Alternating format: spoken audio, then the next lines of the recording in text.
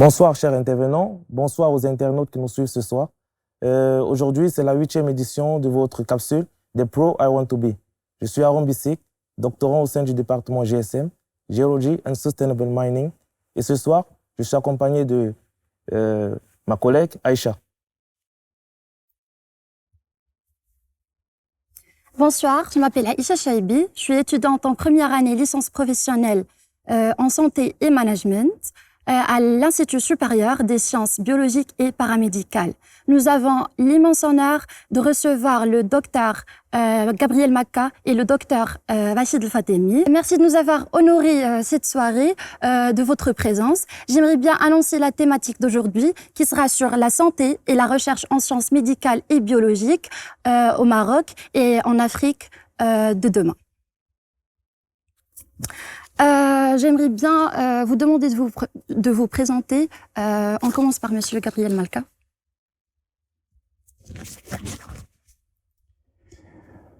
Bonjour, je m'appelle Gabriel Malka, je suis professeur émérite de l'Université de Bourgogne-Franche-Comté et actuellement professeur et directeur de l'Institut supérieur des sciences biologiques et paramédicales à l'Université Mohamed VI Polytechnique. À vous, Monsieur Rachid El-Fatemi.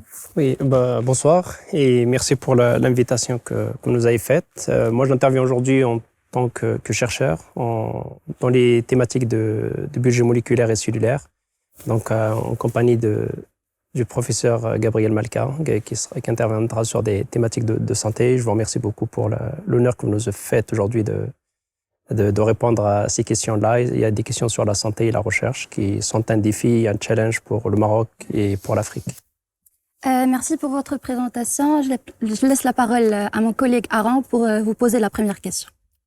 D'entrée de jeu, je poserai peut-être la question à vous, professeur Rachid. On sait qu'aujourd'hui, il existe au Maroc des coopérations avec l'Afrique. Et cette coopération se voit dans plusieurs aspects. Qu'en est-il de la coopération dans le domaine médical et biologique? Je vais plus sur le domaine de recherche. Il y a un certain nombre de partenariats qui se font de plus en plus entre les universités, notamment marocaines et les universités africaines. Et notamment l'UM6P se met en devant sur ces approches-là pour essayer d'être en contact et direct avec plusieurs universités africaines, notamment au Ghana, au Sénégal, etc. Il y a tout un maillage qui se fait et ça part un peu sur des thématiques communes et sur les défis communs que nous avons à relever.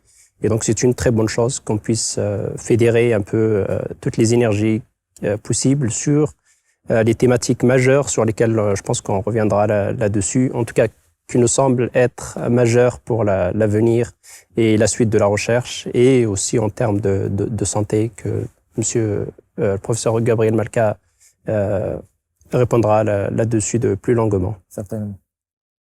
Merci. Alors, on connaît tous que la recherche dans le domaine médical et biologique nécessite des investissements colossaux. Alors, qui est selon vous le plus sollicité? Est-ce le domaine public ou bien le domaine privé? C'est ce qui se passe un peu au niveau du monde. Généralement, c'est une contribution. Généralement, le contribuable, donc et à travers lui, les gouvernements soutiennent la recherche. Donc la recherche est généralement soutenue par les organismes publics. Et au Maroc, de plus en plus, on voit quand même, parce on est en interaction beaucoup dans le domaine pharmaceutique avec des industriels pharmaceutiques récemment. Et on voit qu'il y a un intérêt de plus en plus pour soutenir la recherche, parce qu'il y a besoin d'innovation pour créer du pouvoir économique.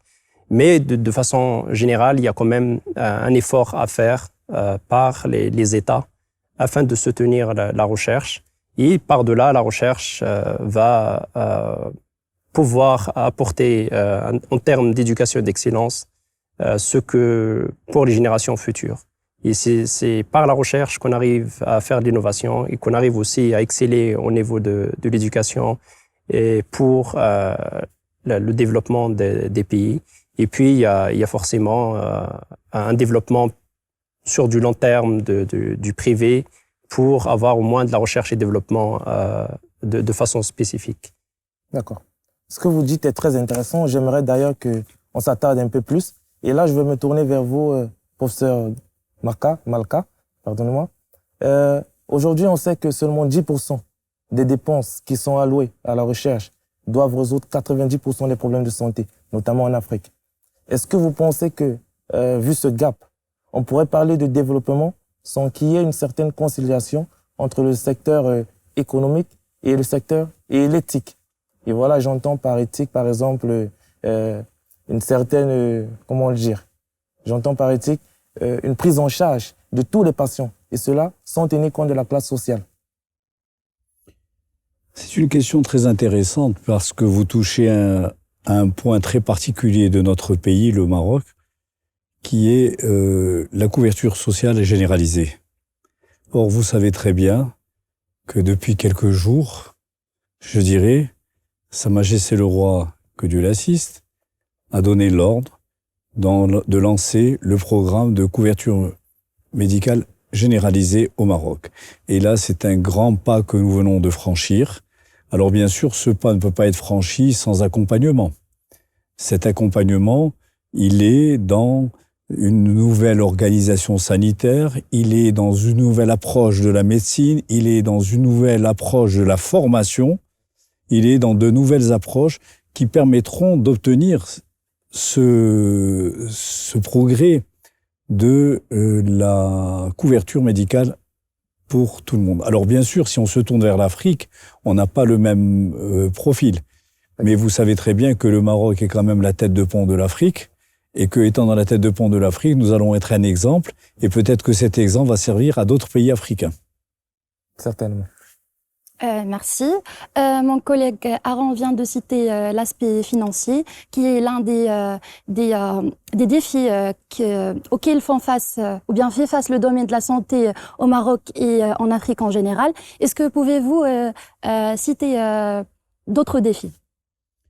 Alors, les enjeux et les défis de la santé au Maroc et en Afrique, on peut les regrouper. On peut les regrouper parce que effectivement, nous avons fait des progrès. C'est un constat, on a fait des progrès, mais ces progrès sont insuffisants. En effet, ils sont insuffisants pour plusieurs raisons. D'abord parce que l'organisation actuelle dans tous les pays africains est inadaptée, parce que, vous le savez très bien, on ne répond plus aux attentes des patients. Et historiquement, cette histoire de notre santé est marquée par des profondes rigidités d'organisation. Enfin, je dirais que tout cela nourrit des mécontentements, aussi bien mécontentements au niveau des professionnels de santé. La preuve, c'est que le Maroc est devenu exportateur de médecins. Nous avons quand même 9 000 à 10 000 médecins marocains qui travaillent à l'étranger. Donc ceci est dû à quoi ? Au fait que nous n'ayons pas de structure adaptée pour recevoir, et les gens préfèrent aller travailler dans des structures qui sont très adaptées. Donc c'est un progrès à faire. Enfin, on est confronté quand même à des tensions financières importantes. Pourquoi ? Parce que la population marocaine, elle est en train d'évoluer. On a une transition démographique, une transition épidémiologique. Si avant, les maladies infectieuses étaient les causes de mortalité principales, actuellement, on a changé de paradigme. Les causes de mortalité principales au Maroc, ce sont d'abord les accidents cardiovasculaires, ensuite les accidents vasculaires cérébraux, ensuite le diabète, et le cancer vient en 4e position. Donc on voit que les maladies chroniques ont évolué et sont devenues prenantes dans notre pays. Et donc si on ne travaille pas là-dessus, et on envisage cela même en Afrique, si on ne fait pas une politique de prévention, je le disais ce matin à des collègues, c'est que lorsqu'on met 100 $ dans de la prévention, cela équivaut à 10 000 $ de soins. Alors pour les pays africains et pour le Maroc, effectivement, la politique de prévention doit être primordiale. D'accord. À vous écouter, on comprend très bien que le domaine de la santé au Maroc et par ailleurs en Afrique est un domaine qui est évolutif et qui a beaucoup à offrir. Alors si nous revenons à l'université, la question est de savoir, est-ce qu'il y a des formations au sein de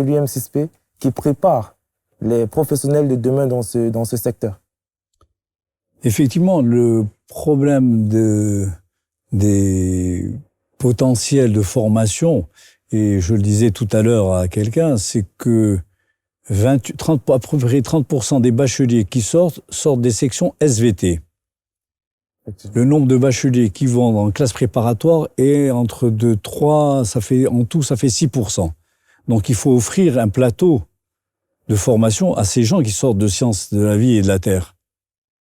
Et donc, l'université Mohamed VI s'est positionnée aussi sur le domaine de la santé. Et vous savez que depuis déjà plus de 2 ans, nous avons créé des licences professionnelles dans des métiers qui n'existent pas au Maroc et qui vont qui ont une très grande employabilité. Je parle du système d'information de la logistique hospitalière, je parle du management hospitalier, je parle de la maintenance des équipements biomédicaux. Et bientôt, nous aurons des formations en technicien en radiothérapie, technicien en radiologie et dans d'autres secteurs aussi. Enfin, il y a dans la perspective à moyen terme la création future d'une faculté de pharmacie, mais qui va former que des pharmaciens industriels et qui sera bien sûr associée à de grandes universités étrangères. Il va y avoir aussi le projet en accord avec, dans le cadre de la régionalisation de la santé, la création de la faculté d'odontologie au niveau de l'université Mohamed VI Polytechnique, en accord avec la faculté de médecine de Marrakech.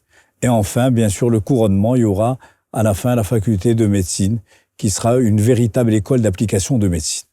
Et je rajouterai qu'en septembre commencera une école d'infirmiers en collaboration avec Coventry University, et afin que les stages qui seront proposés puissent se faire dans des conditions notamment hospitalières et de structures hospitalières adéquates, afin d'avoir une formation d'excellence pour les infirmiers, en tout cas au sein de l'UMCXP et pour le système de santé marocain. Donc je rajoute ça comme précision parce qu'il y a tellement de formations que... Et notre objectif dans la santé, c'est de créer justement une synergie entre toutes les professions de la santé. Et cette synergie ne peut se créer que si les gens sont formés dans le même creuset, c'est-à-dire dans la même structure. Effectivement. Les gens qui font du système d'information travailleront avec les gens qui seront à la faculté de médecine, à la faculté de pharmacie, etc. Et c'est cet échange permanent qui permettra d'avoir après des professionnels de santé qui auront à cœur de mettre le patient au centre de leurs préoccupations en faisant des véritables parcours de soins. Avec une ambition sur laquelle on souhaitait se positionner, notamment pour les médecins de demain, que ce soit des médecins qui puissent être ce qu'on appelle, avec une double diplomation PhD, MD, c'est-à-dire qu'ils soient docteurs, praticiens, et qui puissent soutenir une thèse de science. Parce que c'est ce qu'on s'aperçoit un peu dans les grands laboratoires et dans les grandes universités, les grands centres hospitaliers. Les grands médecins, généralement, en tout cas, ont ces types de diplômes afin de comprendre la recherche médicale, biologique, et d'être un praticien au jour le jour. Et ils sont au jour le jour en contact avec la recherche, avec ce qui se fait, avec les protocoles nouveaux en termes de clinique. Donc l'ambition, c'est qu'on puisse former dans le futur des médecins avec deux types de diplômes à la fin. Alors, bien sûr, notre formation, c'est la mise en place de la devise de notre université, le « learning by doing ». Et bien sûr que la formation médicale, nous sommes essayés de réfléchir pour l'adapter, pour faire de véritables praticiens, pas des professeurs d'un bus. Merci. Puisqu'on vient d'énumérer les différents défis auxquels fait face le domaine de la santé au Maroc et en Afrique, est-ce que pouvez-vous parler d'une recherche qu'on peut mettre en place pour répondre aux problématiques ou bien aux défis du domaine de santé au Maroc et en Afrique?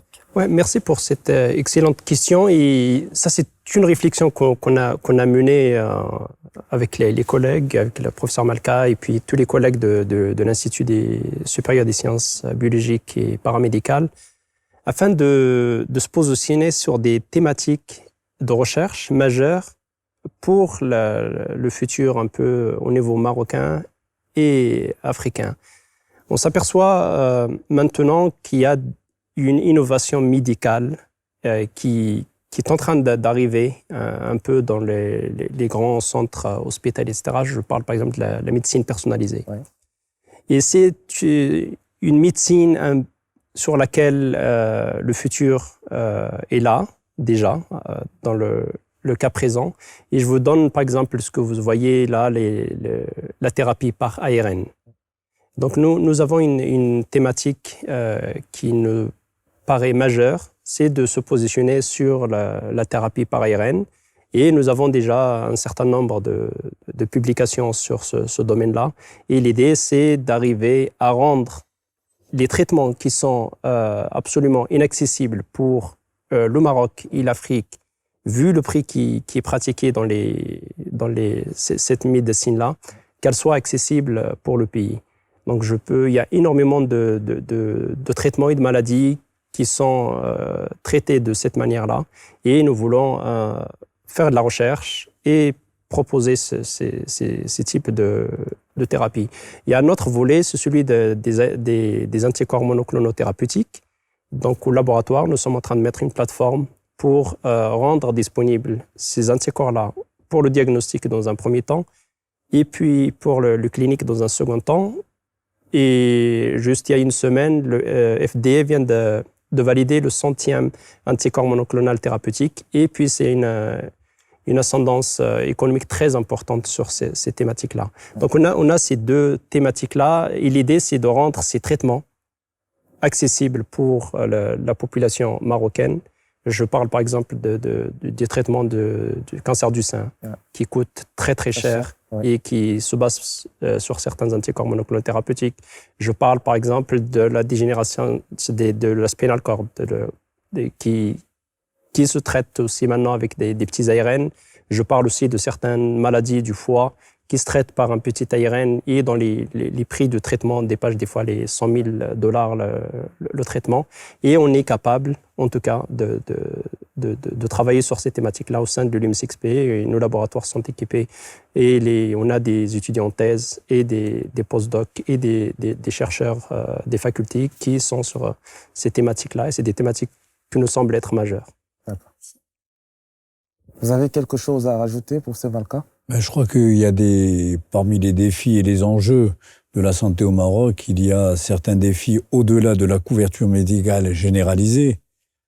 C'est de remettre, comme je vous l'ai dit, le patient au centre de la réflexion. Et il y a, pour moi, à mon sens, à peu près six axes à développer. Les 6 axes sont d'abord les soins. C'est d'abord la qualité de soins et la pertinence des soins. Or, au Maroc, nous n'avons pas encore l'habitude de l'évaluation de ce qu'on fait. Le deuxième élément, c'est l'organisation et la gouvernance. On doit améliorer la gouvernance des hôpitaux, on doit améliorer la gouvernance de la santé pour aboutir effectivement à une médecine régionalisée. Car une médecine nationalisée n'est pas possible. Si on veut être efficace, on doit être proche du terrain. Il faut développer des hôpitaux de proximité, auxquels on associe bien sûr tout le système. Au moment où on parle du numérique, tout le système de télémédecine qui peut favoriser ces hôpitaux de proximité et éviter des déplacements inutiles de tous les patients. Donc, développer, je l'ai dit tout à l'heure, la politique de prévention. Le numérique, que ce soit la téléconsultation, la téléexpertise, la téléprévention. Alors, un gros problème, les ressources humaines. Vous l'avez évoqué tout à l'heure. Actuellement, au Maroc, il manque, à l'heure d'aujourd'hui, entre 17 000 et 20 000 infirmières. Je donne des chiffres du ministère de la Santé. C'est énorme. Donc, on voit le déficit énorme. Alors, tout le monde se plaint du manque de paramédicaux. Alors, peut-être faudrait-il vérifier aussi la qualité des formations qui sont données. Parce qu'il y a beaucoup d'écoles privées dont on ne sait pas comment cela se passe, et peut-être vérifier la formation de ce personnel paramédical. Enfin, il ne faut pas oublier une chose, c'est revaloriser aussi des professions de santé. Ouais. Parce qu'on ne peut pas demander une santé de qualité si le médecin a faim ou si l'infirmier a faim. Ouais. Donc, la revalorisation est aussi un élément. J'ai parlé de la gouvernance, et donc c'est de dépenser mieux. On peut, avec le même budget, dépenser mieux si on est bien organisé. La santé, effectivement, on dit que la santé n'a pas de prix, mais elle a un coût. Et ce coût, il est exponentiel. Et donc, il faut mieux être bien organisé, il faut savoir gérer. Alors, les gens parlant, on ne doit pas mettre l'économie en avant. Non, on doit former les médecins à l'économie. Quel est le meilleur traitement? Quel est le moins cher? Même les pays développés qui ont des systèmes de santé très développés, utilisent les génériques au lieu du médicament princeps qui coûte 4 fois moins cher. Et donc, on doit avoir, le médecin doit avoir, ou le professionnel de santé doit avoir en tête toujours cette conception de quel est le coût et quel est le meilleur coût pour le meilleur soin. Voilà. Et puis, je terminerai aussi sur l'impact qu'aura la régionalisation, et je crois que le Maroc est en train d'y aller.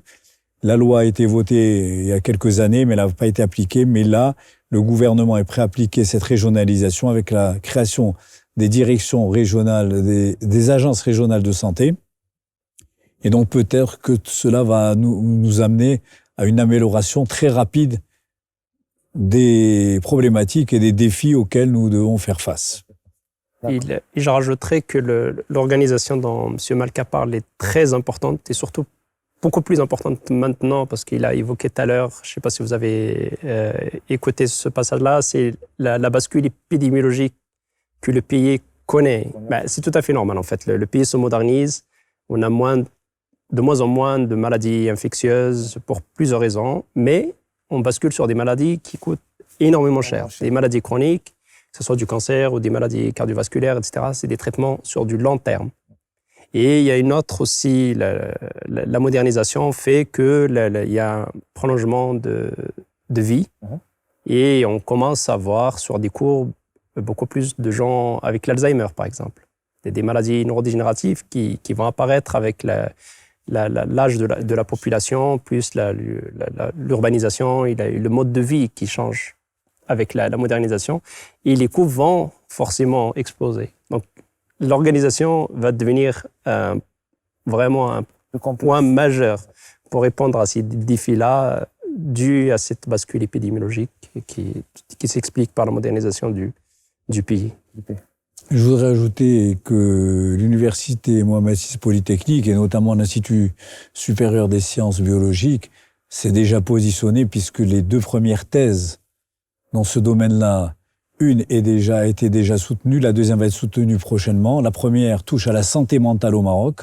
Et ça, c'est un gros problème, car nous avons un gros déficit de ce côté de la santé mentale. Et la deuxième thèse qui va apparaître, qui est les maladies chroniques et leurs répercussions économiques au Maroc. Alors vous voyez que l'UM6P est à la page. Elle essaie de coller à l'actualité, et nous essayons de réfléchir déjà sur l'avenir et la santé de nos concitoyens.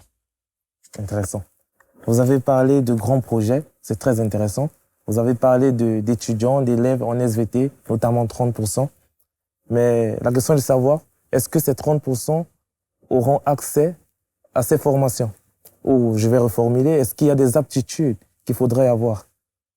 Alors, je crois que c'est vrai qu'on a eu l'époque de la dictature des maths. Et que, avec la dictature des maths, en médecine, on ne pouvait pas recruter, puisque le concours comportait une épreuve de mathématiques, une épreuve de physique. Ouais. Et c'est vrai qu'on a éliminé pas mal de monde. Je pense qu'on doit rechercher d'abord des gens chez les candidats médecins ou les candidats qui vont pratiquer la profession d'infirmière, d'abord de l'humanisme. Ouais. Et je pense que l'entretien avec les élèves, avec les futurs étudiants est très important, car on peut détecter quels sont les étudiants aptes à épouser ces professions de santé et pas les étudiants aptes. Ouais. C'est vrai que parfois on se trompe de carrière. Il y a des gens qui doivent faire des maths se retrouvent en médecine et inversement. Ouais. Et donc je crois qu'il y a aussi une réflexion à mener sur la manière de sélectionner les gens. Et je vois par exemple même en Europe, on a des gens qui sortent des filières littéraires et qui épousent la profession médicale. Et parfois, ce sont même de meilleurs médecins que ceux qui sortent de ces filières scientifiques. Et donc, l'important, je crois, c'est l'entretien, c'est l'évaluation des gens, et c'est de voir la capacité de synthèse et de réflexion des gens. Car la médecine, effectivement, n'est pas une science exacte, c'est une science expérimentale. Et donc, on ne peut pas comparer ces deux sciences, le dur et puis la science expérimentale. Je rappelle, quand nous étions tous au bac, on a tous étudié cela avec Claude Bernard, notamment en philosophie.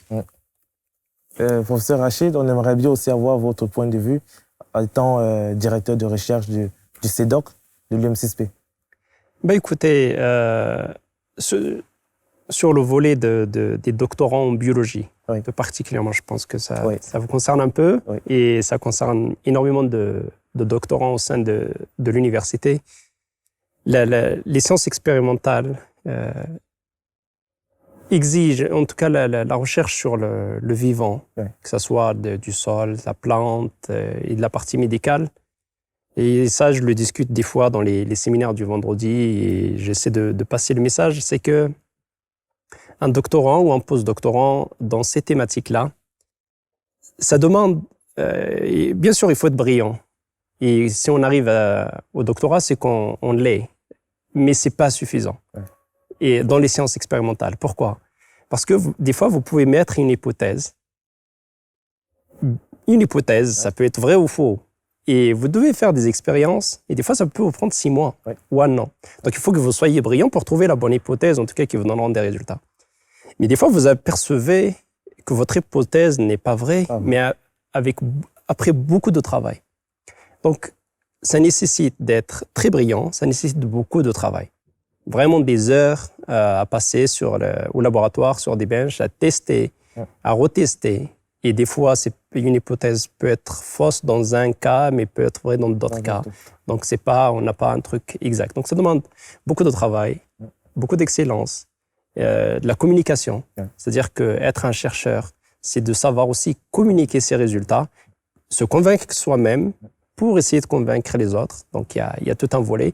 Et c'est pour ça qu'au sein de l'UM6P, en tout cas, on essaye, dans les séminaires, on invite les PhD et les postdocs à présenter en anglais, à être beaucoup plus familiers avec ça, à écrire, à se poser les bonnes hypothèses. Et ça nécessite beaucoup de travail. Et puis, je vous donnerai rendez-vous, en tout cas, le 28 juin. Donc, je fais la promotion de la journée des doctorants, j'en profite. Donc, le 28 juin, il y aura la journée ouverte pour tous les doctorants de l'UM6P, afin qu'ils puissent soit présenter oralement ici, soit présenter un poster au niveau de la pergola. Et donc, l'idée, c'est que vous vous connaissiez entre vous, que vous échangez, parce que la science, c'est beaucoup d'échanges, beaucoup de discussions, et de s'ouvrir sur d'autres thématiques. Et il y a une chose qui est très importante maintenant en biologie, c'est qu'on génère beaucoup de données assez facilement. Mais on n'a pas, dû à la formation va changer probablement dans les années à venir. Il faudra en tenir compte, c'est qu'on génère des données. Il faut être capable maintenant d'avoir des outils parfois biostatistiques, mathématiques, de machine learning, de deep learning, pour arriver à tirer des conclusions des données. Et donc, il faudra, au bout d'un moment, revoir un peu la formation du biologiste pour qu'il acquiert toutes ces facultés-là, et d'être capable de parler avec un physicien, un informaticien, un biostatisticien, etc. Et quelqu'un des maths appliquées. Parce que la science maintenant, vous voyez, ça devient un peu... on commence à un peu unifier des choses, c'est multithématique. Donc, il faut arriver à avoir ce volet-là de multithématique, ou de moins d'être capable de discuter avec les confrères et d'essayer d'avoir l'objectif. C'est beaucoup de travail, et j'invite tous les doctorants de l'université à essayer de prendre ces nouvelles données en considération, et puis de s'engager, de discuter avec les collègues pour essayer d'améliorer et tout peut être amélioré. C'est ça l'essentiel. Merci. Loin de faire une comparaison, pouvez-vous nous dire quelle est la valeur ajoutée que proposent les formations de l'Université Mohamed VI Polytechnique par rapport aux autres formations qu'on retrouverait ailleurs? Alors, la valeur ajoutée des formations que nous avons, d'abord, comme je vous l'ai dit au départ, c'est le learning by doing. Ça, c'est la première chose. Deuxièmement, nous voulons des têtes bien faites et pas des têtes bien pleines. Et donc, c'est pour ça que même dans vos études que vous suivez, vous, mademoiselle, vous pouvez remarquer que vous avez beaucoup de culture générale, de soft skills. Ouais. Et ceci est très important. Voilà une première différence. La deuxième différence, c'est les stages obligatoires, c'est l'entreprise, c'est apprendre l'entrepreneuriat, apprendre le management, quel que soit le niveau et quelle que soit la filière que l'on choisit. Parce que la santé, c'est un engagement collectif. D'accord ? Et donc, il faut habituer les gens à cet engagement collectif, habituer les gens, comme on l'a dit tout à l'heure, à travailler en groupe. Ouais. On ne peut pas travailler tout seul. Le médecin tout seul dans son cabinet, c'est fini, il est mort. Où on travaille en collaboration, et ce sera pour au bénéfice du patient. Sinon, le médecin qui continuera à travailler tout seul, il ne pourra plus travailler. Car les données sont énormes, on connaît de plus en plus de connaissances et on ne peut pas ingurgiter autant. Donc je dis que la santé est un engagement collectif et moi j'ai développé un petit terme que j'appelle force. Alors force, ça veut dire quoi ? Ça veut dire F comme former les personnels médicaux et paramédicaux, O comme organiser la santé, R comme régionaliser et réformer, C comme coopérer et coordonner, et E comme évaluer. Voilà, par le mot force, comment je peux résumer, si vous voulez, notre objectif de formation au niveau de la santé. C'est très fort ce que vous dites. Ce que vous dites, c'est très fort. Moi, j'ai fait une observation et peut-être vous conviendrez avec moi qu'aujourd'hui, il n'y a pas plus déterminé et plus engagé qu'une personne qui subit un problème au quotidien et qui, pour lui, ce problème est une question de vie ou de mort. Donc, si on va de cette affirmation, pensez-vous qu'aujourd'hui, au Maroc et bien sûr en Afrique, le secteur médical, le secteur biologique peut se développer avec des institutions internationales? Alors, les institutions internationales, certes, elles sont utiles. Je ne dis pas qu'elles sont inutiles. C'est un apport, effectivement, parce que les pays africains n'ont pas les moyens de développer aussi bien la santé que la biologie, que la recherche en biologie. Ça coûte cher. Les investissements sont importants. Mais les institutions internationales doivent accompagner d'une manière, je dirais, intelligente et ne pas saupoudrer de l'argent. Parce que, qu'est-ce qu'on a vu avec les institutions internationales ? C'est du saupoudrage d'argent. Alors, on a une bonne conscience, on a donné de l'argent à des pays africains, terminé. Non, moi, je verrais plutôt l'aide des organisations internationales avec des objectifs, avec un véritable contrat et avec des sanctions si on n'aboutit pas. D'accord. Et tant qu'on ne sera pas coercitif, c'est de l'argent qu'on gaspille. Or, cet argent, il peut être très utile. Et donc, organisation internationale, je vous réponds oui. Organisation internationale comme tuteur, oui, mais pas de saupoudrage. Et favoriser la mutualisation, justement, entre deux pays. Par exemple, il y a une recherche dans un pays et une autre recherche dans un autre pays. Rassembler les équipes et leur dire, vous allez vous partager le travail.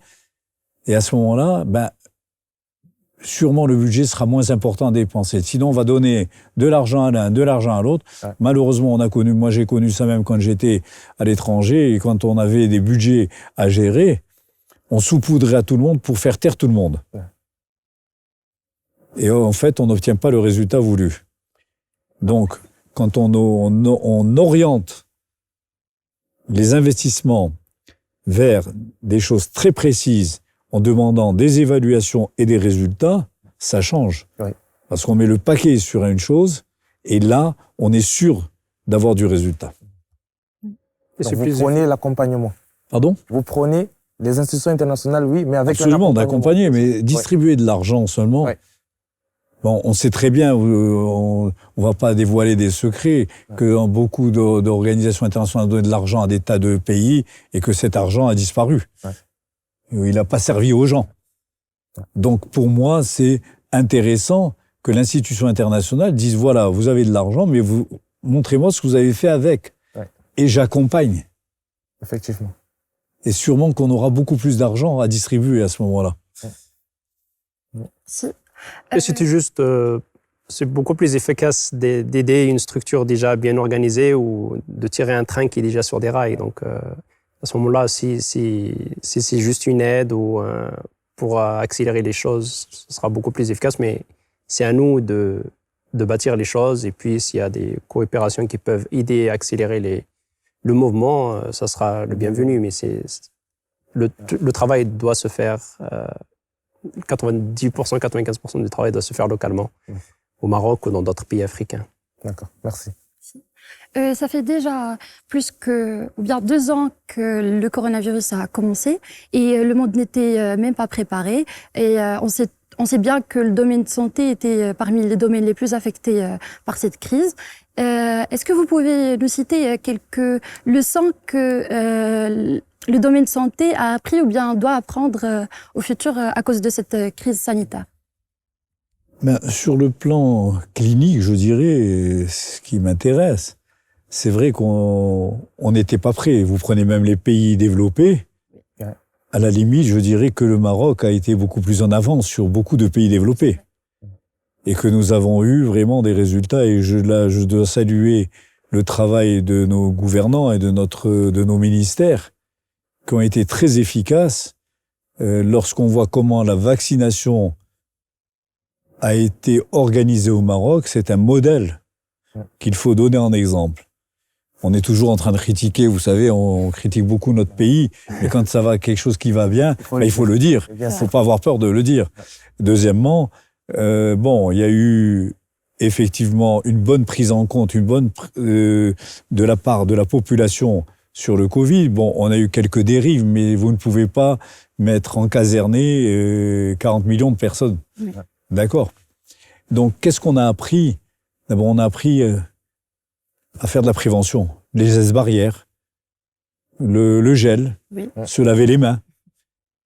Avant, revenez juste simplement 1 an en arrière, on avait fait une étude, nous, au niveau de l'université Mohamed VI Polytechnique, très intéressante. On avait mis 2 doctorants à la porte du restaurant et on a évalué combien de personnes allaient se laver les mains avant d'aller manger ou allaient mettre du gel. Je peux vous donner le résultat, moins de 12%. Donc vous voyez comment le germe peut évoluer, peut se distribuer. Et donc voilà la première leçon qu'on a apprise, c'est d'abord l'hygiène. Et déjà, rien qu'avec ça, vous allez avoir moins, en mettant le masque, on aura moins de grippe. En se lavant les mains, on aura moins de germes manuportés. Et donc tout cela, voilà un exemple, comme vous me posez la question, voilà un exemple. Deuxième exemple, c'est la prise de conscience de l'importance de la santé. C'est marrant, la santé, les gens en parlaient comme ça, bon. Et avec la crise du Covid, qu'est-ce qui s'est passé? La santé est devenue quelque chose de prioritaire. Eh oui, parce que toutes les familles ont été touchées, soit par des malades, soit par des décès. Et donc, c'est devenu une priorité, aussi bien dans la population évoluée, dans la population pas évoluée, dans les médias. C'est vrai que lorsqu'on regardait la télévision tous les soirs, la litanie, on nous donnait, il y a 50 morts, il y a 200 morts, il y a 50 morts, il y a 200 morts, ça vous fait peur. Oui. Au bout d'un certain temps, vous dites, attendez, mais après, ça va être mon tour. C'est sérieux, cette affaire. Oui. Et donc, si vous voulez, voilà ce que l'épisode du Covid nous a donné, et puis n'a pas fini de nous apprendre beaucoup de choses. On va encore découvrir beaucoup de choses. La preuve, c'est que si on parle même des respirateurs, au début, le respirateur, c'était la panacée. On disait, les respirateurs, mais il faut que les respirateurs. Au fur et à mesure, on s'est aperçu de quoi? Qu'il y a des respirateurs qui ont tué des gens. Tout doucement, on a évité de mettre des respirateurs. Et maintenant, vous regardez à la télévision, quand on vous montre des malades dans un hôpital avec le Covid, n'ont plus de respirateurs. Ouais. Alors, vous voyez comment l'expérience, alors je reviens à la médecine, voilà la science expérimentale. C'est pas des élucubrations de mathématiques avec des formules. C'est, on a vu, on a expérimenté, on prend des décisions. On regarde, on prend des décisions. Je peux opérer 1000 patients de la même chose. Ouais. C'est le même chirurgien, c'est la même salle d'opération, c'est le même air, c'est les mêmes instruments, tout est le même. C'est la même technique. Seule chose qui change, c'est le patient. Oui. Et vous avez là 1000 façons de réagir. Et ça, vous ne pouvez pas le prévoir. Donc voilà un peu les leçons de certaines pandémies. Parce qu'en fin de compte, la pandémie du Covid-19, c'est 0,2% de la population qui a été atteinte. Enfin, de la létalité, je parle. Mais quand on pense à la peste, c'était plus de 3% de la population mondiale. Donc, vous voyez, il faut relativiser aussi les choses. Voilà. Les leçons que je tire, moi, du Covid-19. Surtout que j'en ai été atteint et que je m'en suis sorti. Je suis un miraculé. Chers intervenants, c'était la dernière question. Nous arrivons à la fin de l'émission. Est-ce que vous avez un dernier mot à donner? Pour ma part, le dernier mot, c'est de dire la santé prioritaire. La formation santé est importante. L'UM6P se positionne dans ce domaine-là. L'école d'infirmière va ouvrir au mois de septembre. Et donc, on espère être assez attractif pour avoir le maximum d'étudiants et surtout être un exemple pour notre pays et pour l'Afrique, en sachant que nous venons d'être sollicités par la Banque islamique de développement pour créer une école d'infirmières au Niger. Voilà un exemple de coopération. Voilà. Écoutez, moi, je vous remercie pour cet échange, ce moment. Et je sais qu'avec M. Malkan, nous allons faire tous les efforts possibles pour essayer de répondre à certaines des problématiques qu'on a discutées aujourd'hui, des problématiques des questions, et en espérant que dans quelques années, les choses s'amélioreront et qu'au niveau recherche, on arrivera à faire avancer les 2 ou 3 grandes thématiques sur lesquelles nous nous sommes positionnés, parce qu'il nous semble que c'est ça qui est important pour les 5 prochaines années.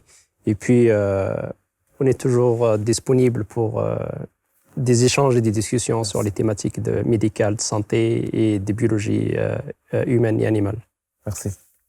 Alors, Monsieur Gabriel Malka, Monsieur Rachid Fatemi, encore un grand merci pour avoir accepté de participer à cet événement qui était très informatif pour nous. Nous avons pu avoir une vue panoramique sur la thématique qui était liée à la santé, les recherches et le développement. Nous vous donnons rendez-vous d'ici 2 semaines pour un nouvel épisode de The Pro I Want to Be. Merci de nous avoir suivis.